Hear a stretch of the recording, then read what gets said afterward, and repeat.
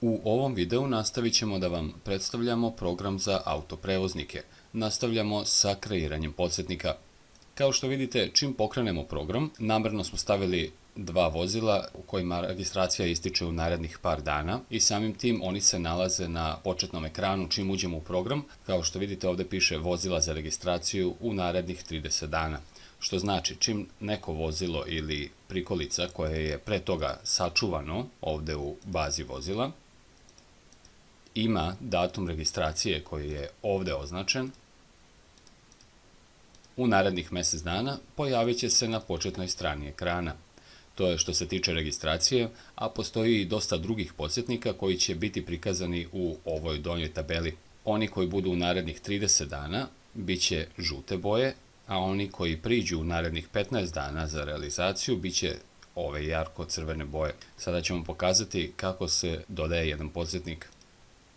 Ući ćemo u podsjetnike i ovdje imamo jedno dugme novi podsjetnik. U padajućem meniju možemo da odaberemo od više vrsta podsjetnika. Tu su lekarski pregledi, šestomesečni, PP aparati, baždarenje tahografa, neki zakazani tehnički pregledi, sertifikati, dokumenti vozača, čak ulazni računi, izlazni računi i neka kategorija ostalo gdje možete bilo koju vrstu podsjetnika, a pogotovo podsjetnika koji se ponavlja.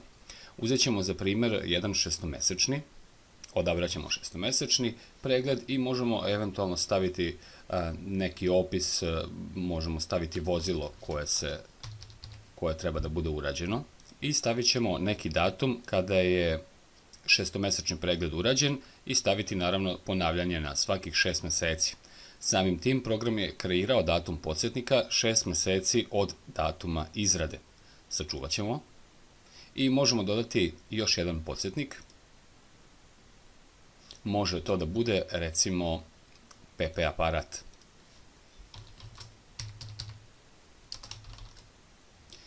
Stavit ćemo datum prethodne provere PP aparata 5.7.2019. godine i ponavljanje na svakih 12 mjeseci. Program je automatski podesio datum podsjetnika na 5.7.2020. godine. Sačuvat ćemo i izaćemo iz programa. Kada ponovo uđemo u program, kao što vidite, program je kreirao dva podsjetnika.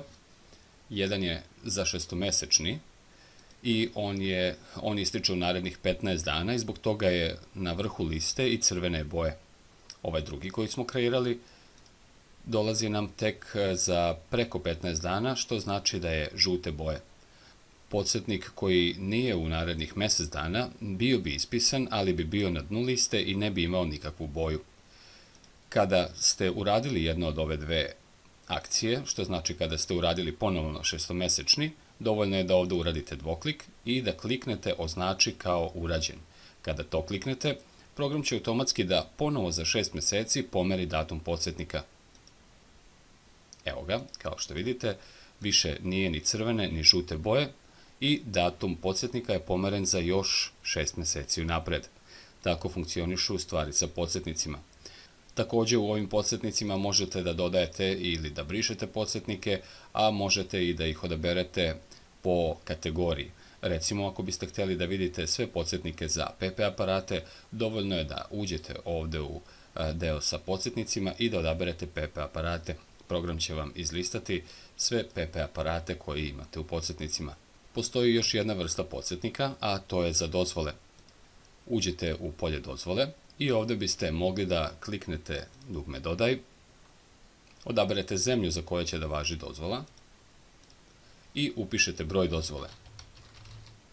Možete da stavite i datum izrade i datum isteka.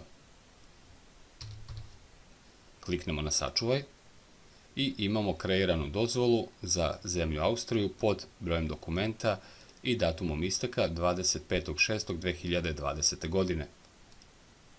Što znači da kada uđemo u program, vidjet ćemo da nam ovdje ističe dozvola koja važi do 25.6.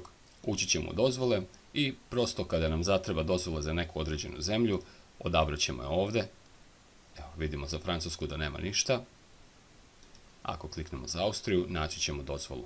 To bi bilo to što se tiče podsjetnika. U sljedećem videu pokazat ćemo vam kako da kreirate potvrdu o aktivnosti vozača.